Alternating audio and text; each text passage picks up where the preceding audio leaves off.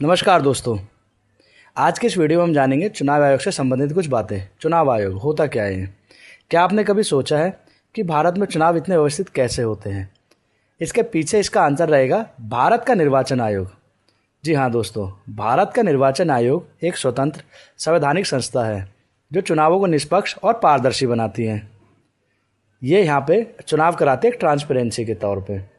भारत के संविधान के अनुच्छेद 324 से लेकर 329 के बीच में चुनाव से जुड़े कुछ नियम लिखे गए हैं। इसी के आधार पर निर्वाचन आयोग काम करता है, यानी आर्टिकल 324 से लेकर 329 के बीच में। निर्वाचन आयोग की स्थापना 25 जनवरी 1950 को हुई थी। यह एक स्थायी संस्था है जो हमेशा काम करती रहती है, यानी एक परमानेंट सिस्टम है। इसे आयोग में एक मुख्य चुनाव आयुक्त और अन्य चुनाव आयुक्त होते हैं।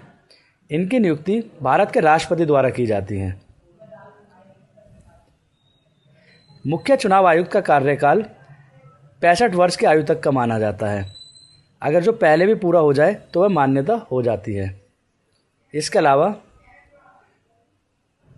जो अन्य चुनाव आयुक्त होते हैं उनका कार्यकाल 62 वर्ष तक का होता है।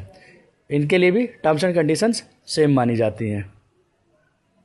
पहले एक सदस्यीय आयोग था, लेकिन 1993 में इसे 3 सदस्यीय बनाया गया। यही कारण है आज भारत में चुनाव इतने मजबूत और निष्पक्ष होते हैं।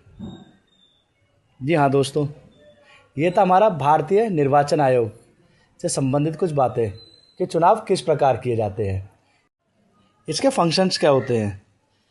तो निर्वाचन आयोग के फंक्शन होते हैं लोकसभा और राज्यसभा के इलेक्शंस कंडक्ट करना, राज्य विधानसभा के इलेक्शंस करवाना, राष्ट्रपति और उपराष्ट्रपति का चुनाव, पॉलिटिकल पार्टीज़ को रिकॉग्नाइज करना, इलेक्शन सिंबल्स अलॉट करना, model code of conduct implement करना।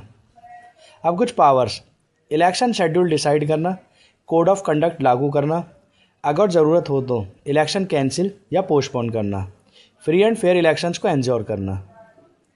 नियुक्ति और टेन्योर: सीईसी और इलेक्शन कमिश्नर्स को अपॉइंट करता है प्रेसिडेंट ऑफ इंडिया। इनका टेन्योर 6 साल माना जाता है, जैसे हमने बात की। सीईसी को हटाना मुश्किल होता है, सुप्रीम कोर्ट ऑफ जज जैसा प्रोसेस रहता है इसमें। इससे ईसीआई इंडिपेंडेंट रहता है। इसके सामने कुछ चैलेंजेस भी होते हैं: पैसा और मसल पावर का यूज़, फेक न्यूज़ और सोशल मीडिया का मिसयूज़ और वोटर अवेयरनेस की कमी। अब है इसके कुछ इम्पोर्टेंस। जी हाँ दोस्तों, इसके इम्पोर्टेंस होते हैं कि डेमोक्रेसी की बैकबोन होती है। ये फेयर इलेक्शन से स्लोगन को ट्रस्ट बना रहता है, गवर्नमेंट की लेजिटिमेसी एंश्योर करता है। तो इसी के साथ आज हमने पढ़ा भारतीय निर्वाचन आयोग के बारे में कुछ बातें। आज का टॉपिक होता है खत्म। मिलते हैं अपनी नेक्स्ट वीडियो में, तब तक के लिए नमस्कार।